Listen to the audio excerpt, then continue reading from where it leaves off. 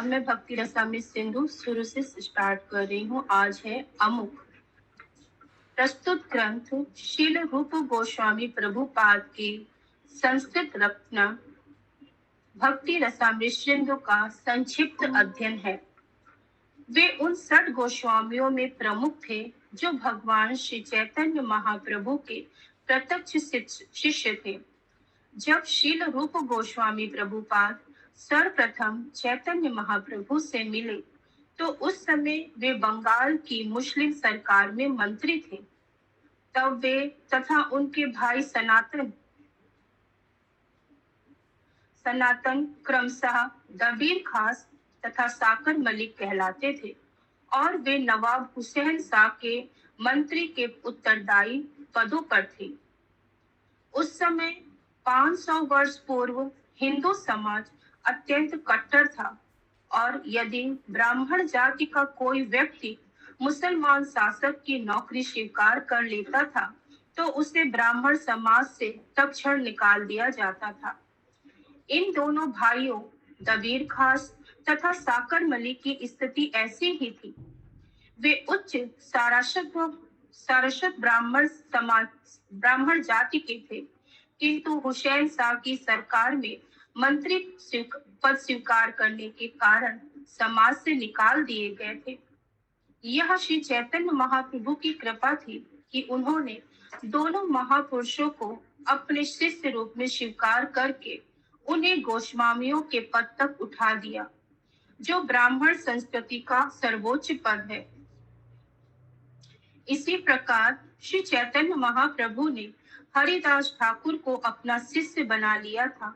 यद्यपि वे मुसलमान परिवार में जन्मे थे, बाद में उन्होंने उन्हें भगवान नाम के कीर्तन हरे कृष्णा कृष्णा कृष्णा हरे हरे, हरे राम राम राम हरे हरे का आचार्य बना दिया।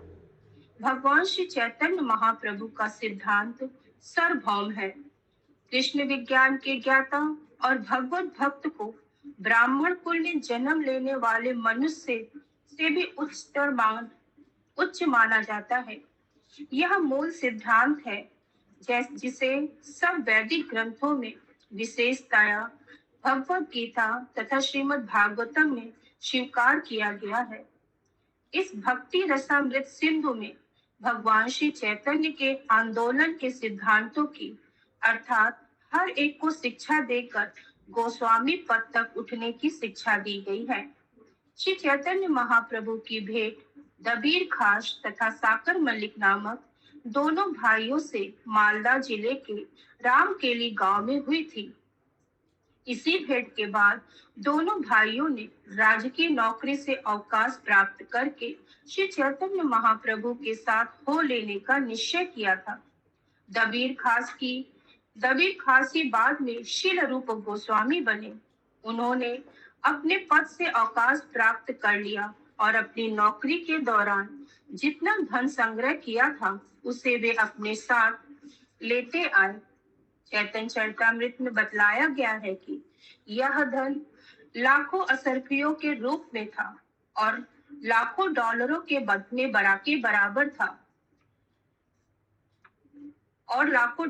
बराबर था और इससे एक बड़ी नाव भर गई थी।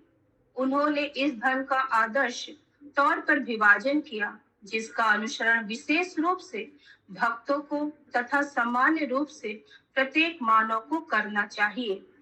उन्होंने अपने धन का 50% कृष्ण भावनामृत व्यक्तियों अर्थात ब्राह्मणों तथा वैष्णव में और 25% अपने संबंधियों में बांट दिया तथा 25% आपत्तिकाल तथा निजी कर्ज के लिए रखा। बाद में जब साकर मलिक ने भी अवकाश लेना चाहा तो नवाब अत्यधिक क्रुद्ध हुआ और उसने उन्हें जेल में डाल दिया।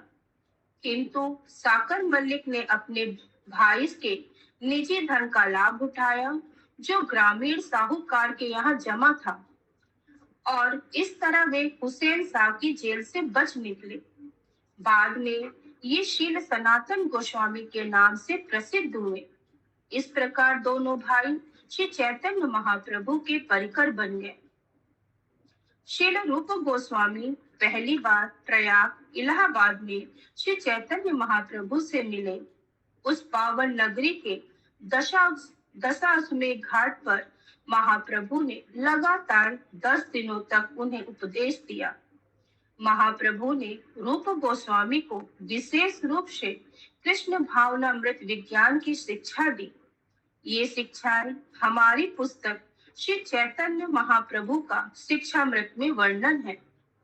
बाद में श्रील रूप गोस्वामी प्रभुपाद ने महाप्रभु की इन शिक्षाओं की व्याख्या विभिन्न शास्त्रों एवं वैदिक ग्रंथों के विपुल ज्ञान और प्रमाण के आधार पर की। श्रीनिवास आचार्य ने सठ गोस्वामी की स्तुति में बतलाया है कि वे सभी न केवल संस्कृत के उच्च कोटि के विद्वान थे, अपितु अरबी, फारसी जैसी विदेशी भाषाओं के भी विद्वान थे। उन्होंने वैदिक ज्ञान के प्रामाणिक सिद्धांतों के आधार पर श्री चैतन्य महाप्रभु संप्रदाय की स्थापना की।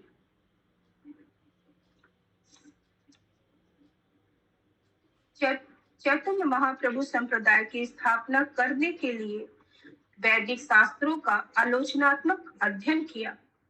वर्तमान कृष्ण भावनामृत आंदोलन भी श्रील रूप गोस्वामी प्रभुपाद के प्राधिकार पर आधारित है। अतएव हम श्रील रूप गोस्वामी प्रभुपाद के अनुयायी सामान्यतः रूपानुग नाम से जाने जाते हैं। श्रील रूप गोस्वामी ने अपनी कृति भक्ति रसामृत सिंधु की रचना केवल हमारे लिए ही की है। जो लोग कृष्ण भावनामृत आंदोलन में लगे हुए हैं, वे इस महान ग्रंथ का लाभ उठाकर कृष्ण भावनामृत में दृढ़ता से स्थिर हो सकते हैं। भक्ति का अर्थ है प्रीति पूर्वक सेवा। प्रत्येक सेवा का कोई ना कोई आकर्षक गुण होता है, जो सेवक को उन्नति के मार्ग में आगे धकेलता रहता है। हम में से हर व्यक्ति इस संसार में किसी न किसी सेवा में निरंतर लगा हुआ है और ऐसी सेवा से प्राप्त होने वाला आनंद उसकी प्रेरणा का कार्य करता है। एक गृहस्थ अपनी पत्नी तथा संतान के स्नेह से प्रेरित होकर अहर्निश कार्य करता है। इसी प्रकार एक परोपकारी बृहत्तर परिवार के प्रेम के कारण और एक राष्ट्रवादी अपने देश तथा देशवासियों के हित के कारण कार्य करता है। वह शक्ति जो एक परोपकारी, एक गृहस्थ तथा एक राष्ट्रवादी को प्रेरित करती है, रस कहलाती है, जिसका स्वाद अत्यंत मधुर होता है। भक्ति रस संसारिक कर्मियों द्वारा भोगे जाने वाले रस से सर्वथा भिन्न होता है। संसारी कर्मी जन इन विशेष प्रकार के रस का आस्वादन करने के लिए अहर्निश कठिन तपस्या श्रम करते हैं, जिसे इंद्रिय तृप्ति कहते हैं। चूंकि संसारी रस का स्वाद अधिक नहीं ठहरता, अतएव संसारी कर्मी जन अपने भोग की स्थिति को सदा बदल सकते हैं। एक व्यापारी सारे सप्ताह कार्य करके संतुष्ट नहीं होता, अतएव वह सप्ताहांत में परिवर्तन की इच्छा से ऐसे स्थान को जाना चाहता है जहां वह अपने व्यापार के कार्यों को भूल सके। तत्पश्चात विस्मृति में सप्ताह बिताने के बाद वह अपनी स्थिति को बदलकर पुनः उसे अपने मूल व्यापार के कार्यों में जुड़ जाता है। भौतिक कार्यकलाप का अर्थ है कुछ काल तक किसी विशेष परिस्थिति को स्वीकार करके फिर उसे बदल देना। इस तरह आगा पीछा करने की स्थिति भोग त्याग कहलाती है, जिसका अर्थ है बारी बारी से इंद्रिय भोग तथा परित्याग की स्थिति। जीव का ना तो इंद्रिय भोग की स्थिति में लगातार बना रहना स्वाभाविक है, ना ही परित्याग में। परिवर्तन निरंतर होता रहता है और हम अपनी नित्य स्वाभाविक स्थिति के कारण किसी एक स्थिति में सुखी नहीं रह पाते। इंद्रिय तृप्ति दीर्घ काल तक नहीं चलती, अतएव यह चपल सुख कहलाती है। उदाहरण, सामान्य गृहस्थ अरनिस का कठोर कार्य करते हुए अपने परिवार के सदस्यों को सुख साधन प्रदान करने में सफल होता है, जिससे उसे एक प्रकार का रस मिलता है, किंतु उसके भौतिक सुख की सारी प्रगति उसके शरीर के अंत होने पर उसके शरीर के साथ ही समाप्त हो जाती है। अतएव नास्तिक व्यक्तियों के लिए मृत्यु ईश्वर की प्रतिनिधि स्वरूप है। भक्त ईश्वर की उपस्थिति का अनुभव भक्ति के द्वारा करता है, किंतु नास्तिक ईश्वर की उपस्थिति का अनुभव मृत्यु के रूप में करता है। मृत्यु के साथ सब कुछ समाप्त हो जाता है और मनुष्य को नवीन परिस्थिति में जीवन का नया अध्याय शुरू करना होता है, जो पहले वाले से उच्च भी हो सकता है अथवा निम्न भी। कर्म के किसी भी क्षेत्र में, चाहे वह राजनीतिक हो, सामाजिक, राष्ट्रीय तथा अंतरराष्ट्रीय, हमारे कर्मों का फल हमारे जीवन के साथ समाप्त हो जाएगा, यह निश्चित है। किंतु भक्ति रस जीवन के अंत के साथ नहीं समाप्त होता, यह निरंतर चलता रहता है। इसीलिए यह अमृत अर्थात कभी न मरने वाला कहलाता है। इसकी पुष्टि समस्त वैदिक ग्रंथों से होती है। भगवत गीता में कहा गया है कि भक्ति रस में थोड़ी सी भी उन्नति भक्त को बड़े से बड़े संकट से, मानव जीवन के सुअवसर को हाथ से खोने से बचा सकती है। सामाजिक जीवन, पारिवारिक जीवन में तथा परोपकार, मानवतावाद, राष्ट्रवाद, समाजवाद, सामान्यवाद जैसे बृहद पारिवारिक जीवन में हमारे भावों से प्राप्त होने वाले रस इस बात की गारंटी नहीं देते कि अगले जन्म में हमें मनुष्य जीवन ही प्राप्त होगा। हम वर्तमान जीवन के अपने वास्तविक कर्मों से ही अगले जीवन का निर्माण कर सकते हैं। किसी जीव को वर्तमान शरीर के कर्म के अनुसार ही एक विशेष प्रकार का शरीर प्राप्त होता है। इन कर्मों का लेखा जोखा एक श्रेष्ठ अधिकारी द्वारा रखा जाता है, जिसे देव या ईश्वर की सत्ता कहते हैं। भगवत गीता में इस देव की व्याख्या हर वस्तु के प्रधान कारण के रूप में की गई है और श्रीमद् भागवतम में कहा गया है कि मनुष्य अपने अगले शरीर को देव नेत्रेण द्वारा अर्थात भगवान की सत्ता के निरीक्षण द्वारा प्राप्त करता है। सामान्य अर्थों में देव भाग्य कहलाता है। यह देव निरीक्षण में हमें 84 लाख योनियों में से चुनकर कोई शरीर प्रदान करता है। यह चुनाव हम पर निर्भर नहीं करता, अपितु हमारे भाग्य के अनुसार प्रदत्त होता है। यदि हमारा शरीर इस समय कृष्ण भावनामृत के कार्यों में लगा है, तो कम से कम इसकी गारंटी तो है ही कि अगले जन्म में हमें मनुष्य का शरीर प्राप्त हो सकेगा। कृष्ण भावनामृत में लगा हुआ व्यक्ति भक्ति योग के मार्ग को पूरा ना कर पाने पर भी मानव समाज के उच्च वर्गों में जन्म लेता है, जिससे वह स्वतः कृष्ण भावनामृत में प्रगति करता है। अतएव कृष्ण भावनामृत में सारे प्रमाणिक कार्य अमृत अर्थात स्थायी है।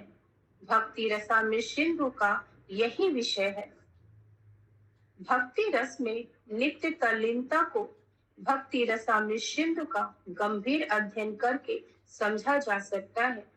भक्ति रस या कृष्ण भावनामृत ग्रहण करने से चिंता मुक्त शुभ जीवन प्राप्त होगा और दिव्य जीवन का वर मिलेगा, जिससे मुक्ति का महत्व घट जाता है। भक्ति रस मुक्ति की भावना उत्पन्न करने में आत्मनिर्भर है, क्योंकि यह भगवान कृष्ण के ध्यान को आकृष्ट करता है। सामान्यता नव दीक्षित भक्तगण कृष्ण या ईश्वर का दर्शन करने के लिए उत्सुक रहते हैं, किंतु ईश्वर को हम अपनी वर्तमान कुंठित भौतिक इंद्रियों से नहीं देख सकते। जो भक्ति की विधि भक्ति रसामृत सिंधु में संक्षिप्त की गई है, वह मनुष्य वह मनुष्य को भौतिक जीवन स्तर से आध्यात्मिक स्तर तक क्रमशः ऊपर उठाने वाली है। जहाँ भक्त समस्त उपाधियों को उपलब्धियों से शुद्ध हो जाता है, तब भक्ति रसामृत सिंधु भक्ति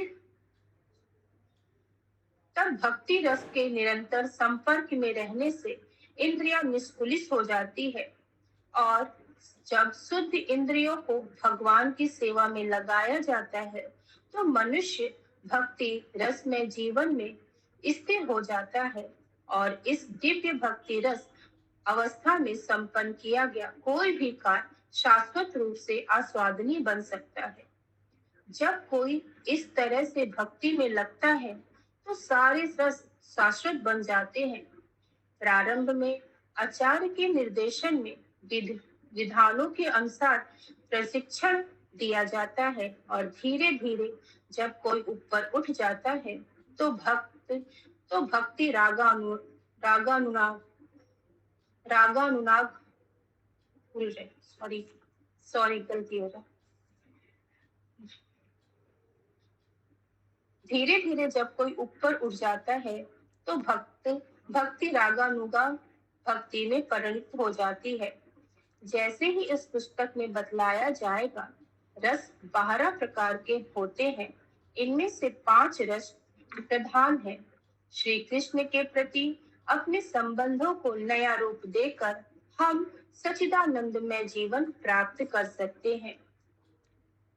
जीवन का मूल सिद्धांत है कि हम में से किसी न किसी से प्रेम करने की समान प्रवृत्ति होती है। कोई भी व्यक्ति दूसरे से प्रेम किए बिना जीवित नहीं रह सकता। यह प्रवृत्ति हर जीवित प्राणी में विद्यमान है। जहाँ तक कि बाघ में भी यही प्रेम की प्रवृत्ति कम से कम सुप्त अवस्था में विद्यमान है, और मनुष्यों में तो यह निश्चित रूप से विद्यमान है। किंतु जो अज्ञात बात समझ में नहीं आती, वह यह है कि अपने प्रेम को कहाँ आश्रित स्थापित किया जाए, जिससे हर व्यक्ति सुखी रह सके। इस मानव समाज मनुष्य को अपने देश, परिवार या अपने आप से प्रेम करने की शिक्षा देता है, किंतु इसकी सूचना कोई नहीं है कि प्रेम प्रवृत्ति को कहाँ स्थापित किया जाए, जिससे हर एक व्यक्ति सुखी हो सके। यह अज्ञात वस्तु कृष्ण है, और भक्ति रसामृत सिंधु हमें शिक्षा देता है कि हम कृष्ण के प्रति अपने प्रेम को किस तरह जागृत करें, और किस तरह उस पद को प्राप्त हो जहां हम आनंदमय जीवन का भोग कर सके। प्रारंभिक अवस्था में बालक अपने माता पिता को प्यार करता है, फिर अपने भाइयों तथा बहनों को प्यार करता है, और जो वह प्रतिदिन बढ़ता जाता है, अपने परिवार, समाज, जाति, देश, राष्ट्र, यहाँ तक कि समग्र मानव समाज को प्यार करने लगता है। लेकिन सारे मानव समाज से प्रेम करके भी प्रेम की प्रवृत्ति तुष्ट नहीं होती, और यह प्रेम की प्रवृत्ति तब तक अधूरी रहती है जब तक हम यह नहीं जान लेते कि परम प्रिय कौन है। हमारा प्रेम तभी पूर्ण तुष्ट हो सकता है जब हमें इसे श्री कृष्ण में स्थित किया जाए। यही सार है भक्ति रसामृत सिंधु का, जो हमें 5 विभिन्न दिव्य रसों में कृष्ण से प्रेम करना सिखाता है। हमारी प्रेम प्रवृत्ति उसी तरह विस्तार पाती है जिस तरह प्रकाश या वायु का कंपन फैलता है, किंतु हमें यह नहीं पता चलता कि इसका अंत कहाँ है। भक्ति रसामृत सिंधु कृष्ण से प्रेम करने की सरल विधि प्रदान करके हमें हर जीव से प्रेम करने के विज्ञान की शिक्षा देता है। हम मानव समाज में संयुक्त राष्ट्र जैसे महान प्रयासों के द्वारा भी शांति तथा एकता स्थापित करने में असफल रहते हैं। क्योंकि हमें सही विधि का यथार्थ ज्ञान नहीं है। विधि अत्यंत सरल है, किंतु मनुष्य को इसे ठंडे मस्तिष्क से समझना होगा।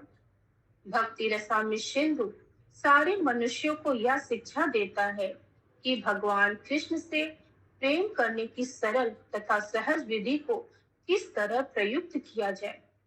यदि हम कृष्ण से प्रेम करना सीख ले, तो इसके साथ साथ सहज ही हर जीव से प्रेम करना सरल हो जाए। यह वृक्ष की जड़ को सींचने या पेट को भोजन पहुंचाने के समान है। वृक्ष की जड़ को सींचना या पेट को भोजन पहुंचाना सार्वभौम रूप से वैज्ञानिक एवं व्यवहारिक है, जैसा कि हम सबों का अनुभव रहा कहता है। हर व्यक्ति जानता है कि जब हम कोई वस्तु खाते हैं, अर्थात अपने पेट में कुछ पहुंचाते हैं, तो इस क्रिया से उत्पन्न ऊर्जा झट से सारे शरीर में वितरित हो जाती है।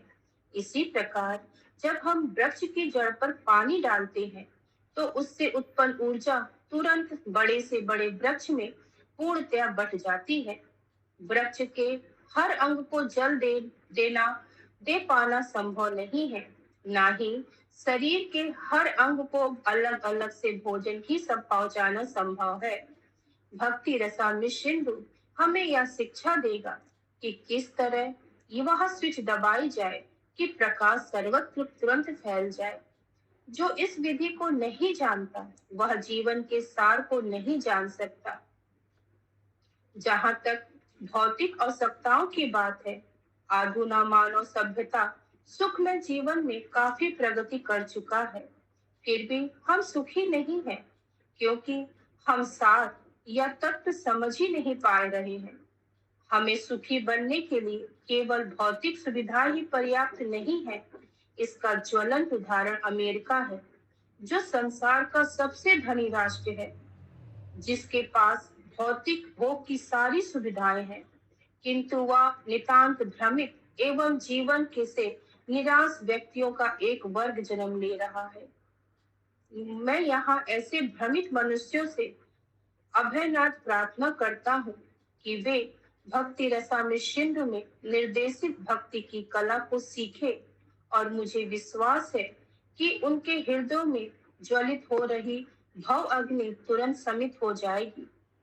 हमारे असंतोष का मूल कारण यही है कि हमारी सुप्त प्रेम प्रवृत्ति पूरी नहीं हो पाई है। यद्यपि हमने जीवन की भौतिकतावादी शैली में काफी प्रगति कर ली है, भक्ति रसामृत सिंधु हमें व्यवहारिक निर्देश देगा कि हम भक्ति में लगे रहकर इस जगत में किस प्रकार जीवित रह सके, और किस प्रकार इस जीवन में तथा अगले जीवन में अपनी सारी इच्छाएं पूरी कर सके। भक्ति रसामृत सिंधु किसी भौतिकतावादी जीवन को निकृष्ट बनाने के लिए नहीं प्रस्तुत किया जा सकता, अपितु इसका प्रयास यह है कि धार्मिकों, दार्शनिकों तथा सामान्य जनता को यह सूचना दी जाए कि कृष्ण से किस तरह प्रेम किया जाए। मनुष्य भौतिक असुविधाओं के बिना चाहे रहे, किंतु साथ ही उसे कृष्ण से प्रेम करने की कला सीखनी चाहिए। इस समय हम प्रेम करने की अपनी प्रवृत्ति का उपयोग करने के लिए अनेक तरीके ढूंढ रहे हैं। तथ्य यह है कि हम असली सार तक अर्थात कृष्ण तक नहीं पहुंच रहे। हम वृक्ष के सारे भागों को तो सींच रहे हैं, किंतु जड़ को नहीं सींच पा रहे हैं। हम अपने शरीर को हर तरह से स्वस्थ रखने का प्रयत्न कर रहे हैं, किंतु पेट तक भोजन पहुंचाने की परवाह नहीं कर रहे। कृष्ण को खोने का अर्थ है स्वयं को खोना। असली आत्म साक्षात्कार और कृष्ण साक्षात्कार साथ साथ चलते हैं। उदाहरण, भोर होने पर अपने को देखने का अर्थात सूर्य को देखना भी होता है। सूर्य के प्रकाश को देखे बिना हम अपने आप को नहीं देख सकते। इसी प्रकार जब तक कृष्ण का साक्षात्कार नहीं हो जाता, तब तक आत्म साक्षात्कार कोई अर्थ नहीं रखता। यह भक्ति रसामृत सिंधु विशेषता उन लोगों को भेंट दिया जा रहा है जो कृष्ण भावनामृत आंदोलन में लगे हुए हैं। मैं अपने समस्त मित्रों तथा शिष्यों को हार्दिक धन्यवाद दे रहा हूँ, जो पाश्चात्य देशों में कृष्ण भावनामृत आंदोलन को आगे बढ़ाने में मेरी सहायता कर रहे हैं। मैं अपने प्रिय शिष्य श्रीमान जयानंद ब्रह्मचारी द्वारा दिए गए अनुदान को भी धन्यवाद स्वीकार करता हूँ। मैं इस्कॉन प्रेस के निर्देशों को भी धन्यवाद देता हूँ, जिन्होंने इस महान ग्रंथ को प्रकाशित करने में इतनी सावधानी बरती है। हरे कृष्णा। ऐसी भक्ति वेदांत स्वामी श्रील प्रभुपाद की जय। हरे कृष्णा। सभी को दंडवत प्रणाम। आज हमने अमुक सुना और भूमिका अभी 2 मिनट बचा है, मैं स्टार्ट कर सकती हूँ, तो मैं स्टार्ट कर रही हूँ। भूमिका। मंगलाचरण। भगवान कृष्ण परम पुरुष, समस्त कारणों के कारण तथा समस्त रसों शांत, दास्य, साख्य, वात्सल्य, माधुर्य, हास्य, करुण, भयानक, वीर, रौद्र, अद्भुत तथा विभत्स रसों के आगार हैं। वे परम आकर्षक हैं और उन्होंने अपने विराट तथा दिव्य आकर्षक स्वरूप के द्वारा तारका, पालिका, श्यामा, ललिता तथा अन्य अंततः श्रीमती राधा रानी जैसी गोपियों को मोहित कर लिया है। वे प्रभु हम पर कृपा करें, जिससे कृष्ण कृपा विग्रह श्री श्रीमद भक्ति सिद्धांत सरस्वती गोस्वामी प्रभुपाद द्वारा प्रेरित होकर भक्ति रसामृत सिंधु लिखने के इस कार्य को संपन्न करने में मुझे कोई बाधा उपस्थित ना हो। मैं शील रूप गोस्वामी प्रभुपाद तथा शील भक्ति सिद्धांत सरस्वती गोस्वामी प्रभुपाद के चरणों में सादर नमस्कार करता हूँ, जिनकी प्रेरणा से मैं भक्ति रसामृत सिंधु का सार संकलन करने के कार्य में प्रवृत्त हुआ हूँ। यह ग्रंथ आज से 500 वर्ष पूर्व पश्चिम बंगाल में कृष्ण भावनामृत आंदोलन का प्रसार करने के लिए प्रकट हुए श्री चैतन्य महाप्रभु द्वारा प्रतिपादित परम भक्ति विज्ञान है। शील रूप गोस्वामी इस ग्रंथ का शुभ आरंभ अपने अग्रज एवं गुरु श्री सनातन गोस्वामी को सादर नमस्कार करके करते हैं और यह प्रार्थना करते हैं कि यह भक्ति रसामृत सिंधु उन्हें अत्यंत रोचक लगे। वे आगे प्रार्थना करते हैं कि इस भक्ति रसामृत सिंधु में निवास करते हुए श्री सनातन गोस्वामी राधा कृष्ण की सेवा में सदैव दिव्य आनंद का अनुभव करें। मैं समस्त महान भक्तों तथा आचार्यों को सादर नमस्कार करता हूँ, जो अमृत के महासागर में मगरों के समान हैं और जो मुक्ति रूपी विविध नदियों की तनिक भी परवाह नहीं करते। निर्विशेषवादी ब्रह्म रूपी सागर में तल्लीन होने चाहते हैं, ठीक उन नदियों की भांति जो बहते बहते सागर में तल्लीन हो जाती है। सागर की तुलना मोक्ष से की जाती है, जो नदियों की तुलना मोक्ष की विभिन्न विधियों से। निर्विशेषवादी नदी जल में निवास कर रहे हैं, जो अंततः सागर में मिल जाता है। उन्हें इसका पता नहीं कि सागर तथा नदी में समान रूप से असंख्य जलचर भी हैं। जो मगर सागर में रहते हैं, वे उन नदियों की परवाह नहीं करते जो सागर में आकर मिलती रहती है। भक्तगण सदैव भक्ति रूपी सागर में रहते हैं और नदियों की तनिक भी परवाह नहीं करते। दूसरे शब्दों में, जो शुद्ध भक्त हैं, वे भगवान की दिव्य प्रेमा भक्ति रूपी सागर में सदैव रहते हैं और उन अन्य विधियों की परवाह नहीं करते जो सागर में क्रमशः गिरने वाली नदियों के तुल्य है। हरे कृष्णा। सभी को दंडवत प्रणाम।